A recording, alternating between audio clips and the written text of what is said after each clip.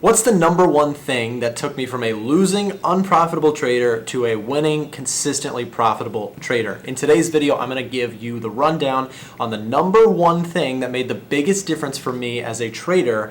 Again, going from a losing to a winning trader. Stay tuned. Let's jump into it right now.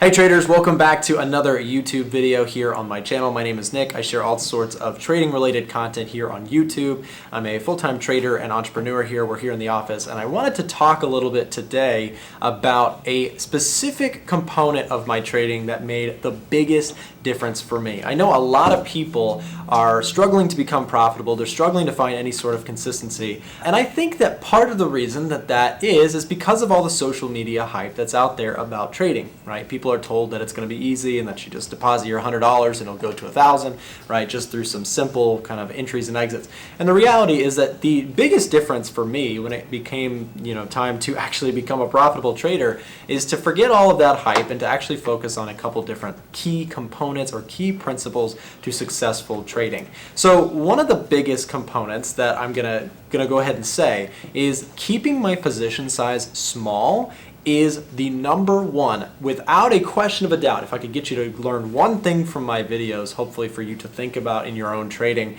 would be to reduce your position size so that you can actually keep your account from going up into flames. Okay, people are out there all the time trading their small account like they want to get rich tomorrow, when trading success really is a long-term game. So the number one thing that actually made me profitable not only is reducing my position sizes, but really understanding and diving deep into the risk management side of things. Now tell me if I'm wrong in the comments, but a lot of times when I talk to new traders, it's not actually the technical side of things that kind of makes it hard for them to achieve that profitable result that they're looking for.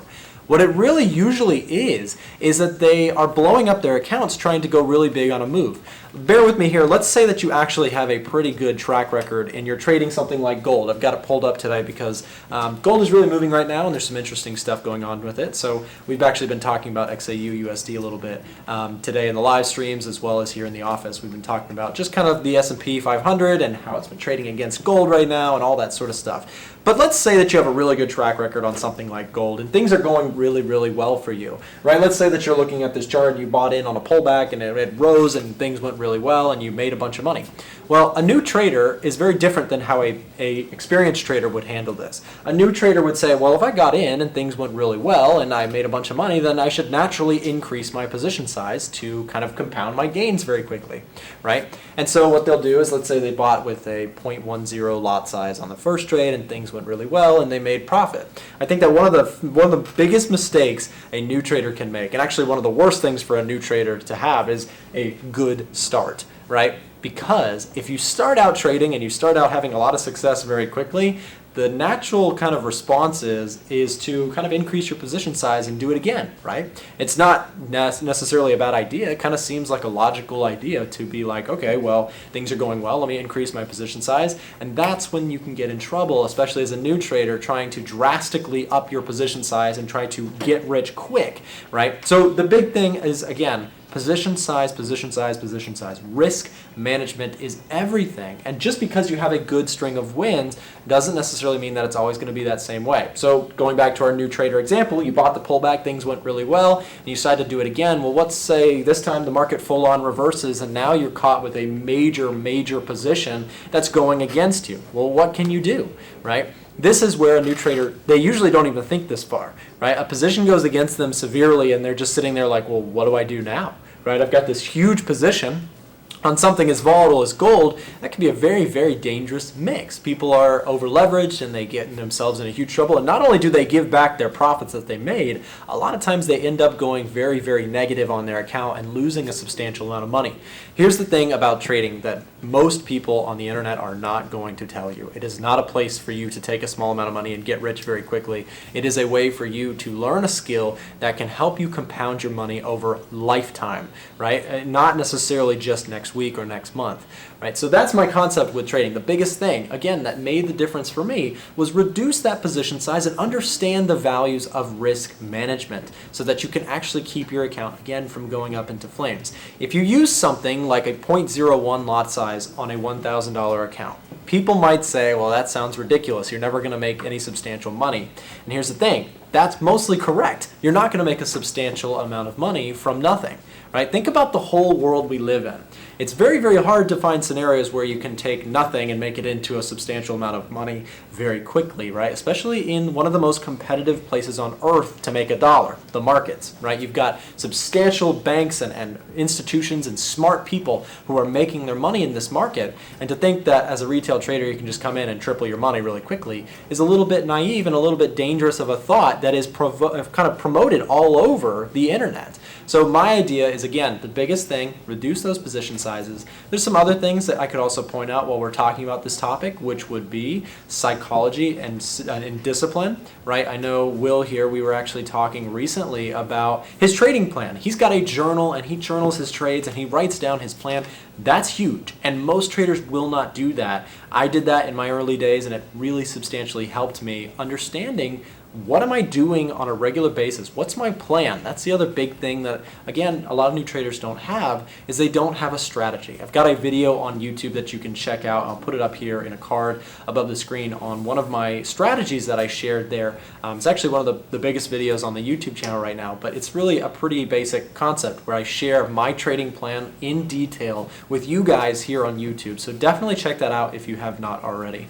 So again, biggest thing for me, reducing that position size, understanding that this is not a get-rich-quick scheme, and changing that mentality first is what led me to ultimately start developing strategies with risk management in mind that ultimately led me to be a profitable trader. Okay, so there is more to it, and I know that that is just a piece of the puzzle. It's not the only thing that matters. Keeping your position size small does not necessarily, give you an edge.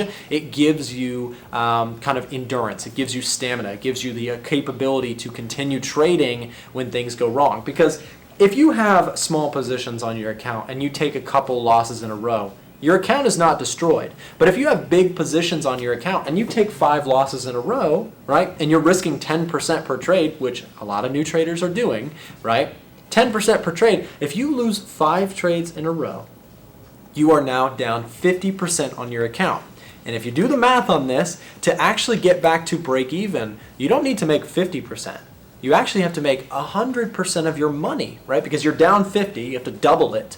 You have to make 100% to get back to your starting point. So it is important as a new trader to understand this concept and not to get caught up in the whole, all of a sudden I'm going to make a bunch of money, because then what happens is people blow their money and then they start significantly behind where they started from because they just went big and they tried to make quick money. Nobody has a secret magical solution that's going to make you rich very quickly. It doesn't exist in most places in life, and most definitely, in my opinion, in the currency market or the stock market. So the reality is it's in the hard work, it's in the dedication, it's in the patience, which is the lot size management. One little tip that I want to say also here on lot size is that if you're having a hard time sleeping, or you can't stop thinking about your position sizes, I know Will and I talked about a recent trade that he was in where, he was petrified, right? The word was petrified. Yeah, and petrified. Scared about a position that he was in. And that's a very natural response. I know I certainly have felt that way in the past about my trades. But the reality is that if you feel scared about your trades, if you're in a trade and you can't handle the fact that it's on and it's making you nervous and you can't sleep at night, right? The idea here is that what that might mean is that your position size might be too big, or you don't have, you're not comfortable with your plan, right? And so kind of tweaking and adjusting will make you get better at that. I won't say it goes away 100% because it takes time to build that confidence with your trading, right? But it is important that, maybe the check mark that you're missing is my position size small enough that I'm not so worried about if this trade loses, because it's not about one trade, it's not about 2 trades, it's about many trades over the period of months and even years. Guys, I hope you got something out of today's video. If you did, subscribe to the channel down below and give this video a thumbs up if you liked it. Thanks very much, and we'll see you guys next time.